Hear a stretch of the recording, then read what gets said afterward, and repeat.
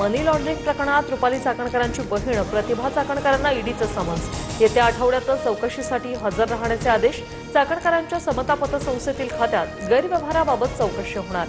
बंधुखरात nominee असल्याची माहिती।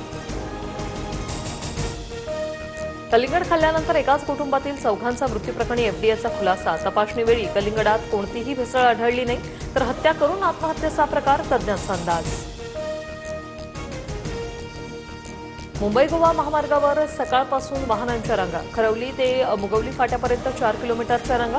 सलगच्या सुट्ट्यांमुळे पर्यटकांची कोकणाला पसंती। कोल्हापूर आणि तुळजापुरातील मंदिरात भाविकांची गर्दी। सलगच्या सुट्ट्यांमुळे पहाटेपासूनच दर्शनासाठी भाविकांच्या रांगा।